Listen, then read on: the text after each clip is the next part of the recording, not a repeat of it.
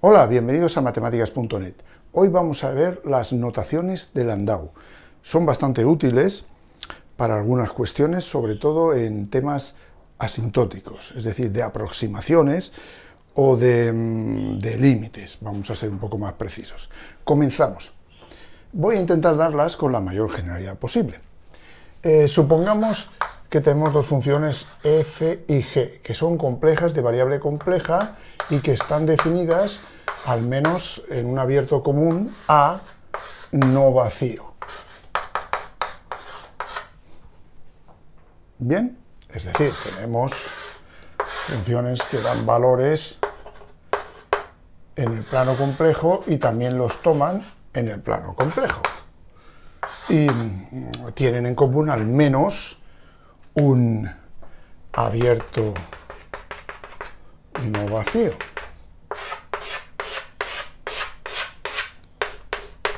Bien, supongamos que z sub 0 es un punto de ese abierto no vacío. Pues decimos entonces que f de z es O mayúscula de g de z cuando z tiende a z sub 0, si podemos encontrar una constante c mayor que 0 y un delta mayor que 0, de forma que el módulo de f de z es menor o igual que c, la constante, por el módulo de g de z, siempre y cuando z menos z sub 0, el módulo, sea menor que delta. Bien, eso quiere decir que existirá una bola centrada en z sub 0, bola abierta,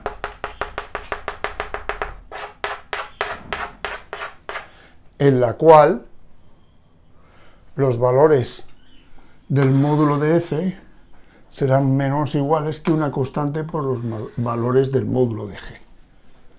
¿Vale? Por supuesto, se suele elegir este delta de forma que no solamente se cumpla esto, sino que también z pertenezca a A. Es decir, no tendría sentido pensar en una bola que tuviera puntos del complementario de A, puesto que entonces no he dicho que en esos puntos del complementario de A existan o F o G o falle alguna de ellas, ¿vale? O las dos. Bien, sobreentendido esto, vamos a ir un poquito más allá en la definición. Fijaos cómo lo que esto me está diciendo es que el módulo de F permanece acotado en relación al módulo de G, en el sentido de que realmente el módulo de G puede ir cambiando, sí, y al multiplicarlo por una determinada constante resulta siempre más grande que el módulo de F.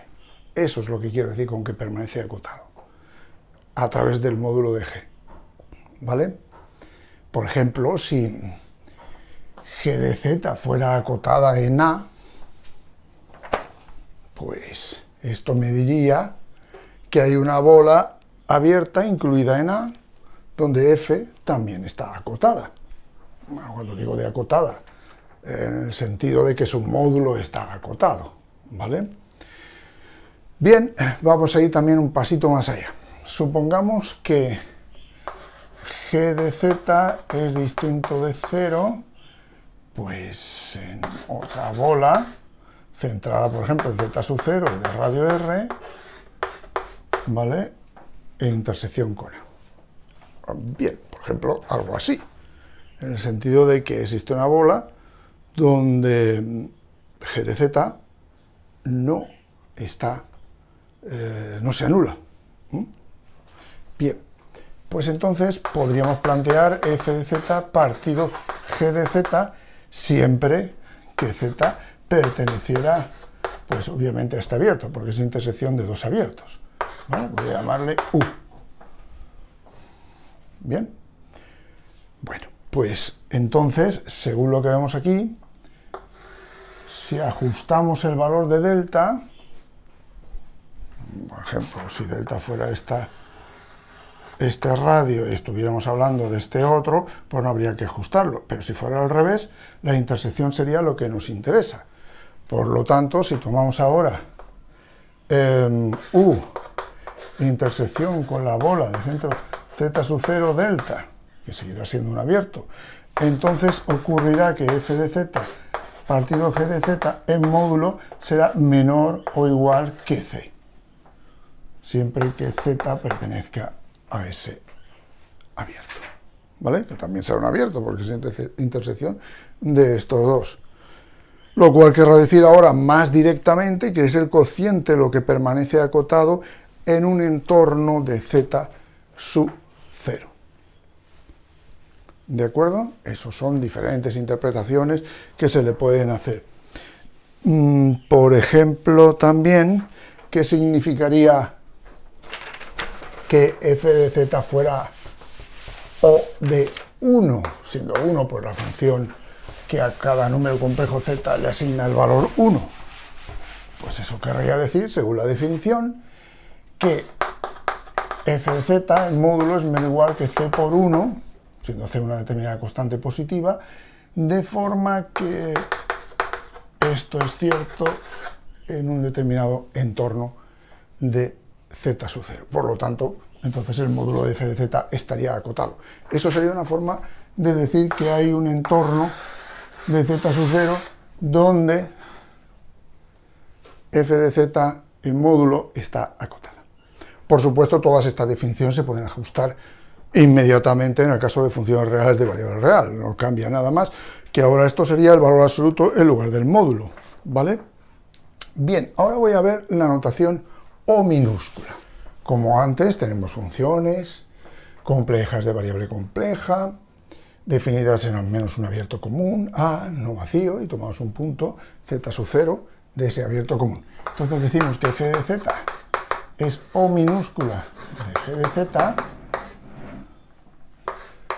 cuando z tiende a z sub 0, si solo si, pues para todo epsilon mayor que 0, existe un delta que depende de ese epsilon, de forma que el módulo de f de z es menor o igual que epsilon por el módulo de g de z, siempre que z menos z sub 0 sea menor que delta.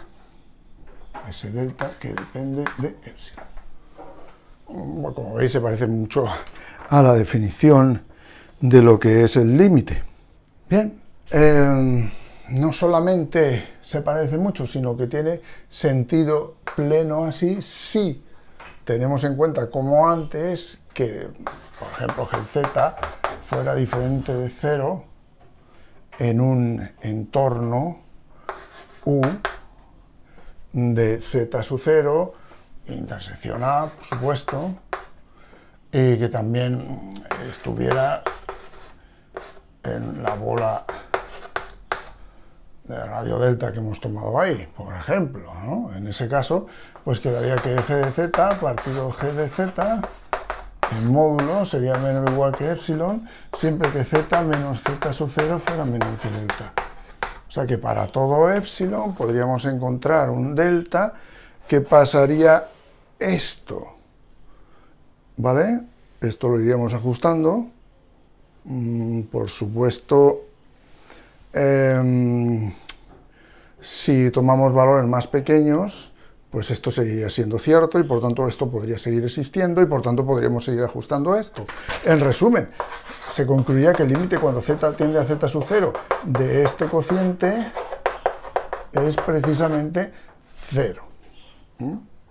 Eso sería una posibilidad, porque en este caso sí que podríamos decir que f es O minúscula de g cuando z tiende a z sub 0. Ahora otra cuestión. En la definición de O mayúscula y O minúscula siempre he considerado la posibilidad de calcular el valor de f y de g en z sub 0, pero en otras definiciones se habla de entornos perforados, es decir, que no se considera el propio valor de z sub 0, ¿vale? Eso es una modificación menor que podéis hacer Y que, por ejemplo, aquí, aunque g de z sub 0 diera 0, si no da 0 en cualquier otro punto de este entorno, pues podríamos de nuevo concluir esto. Son pequeñas modificaciones, pero que hay que tenerlas en cuenta. Muy bien, pues esto básicamente es lo que representa las notaciones O mayúscula y O minúscula, pero su utilidad no se manifestará hasta que no hagamos límites o hagamos cálculos asintóticos, ¿vale? Eso lo veré en un próximo vídeo.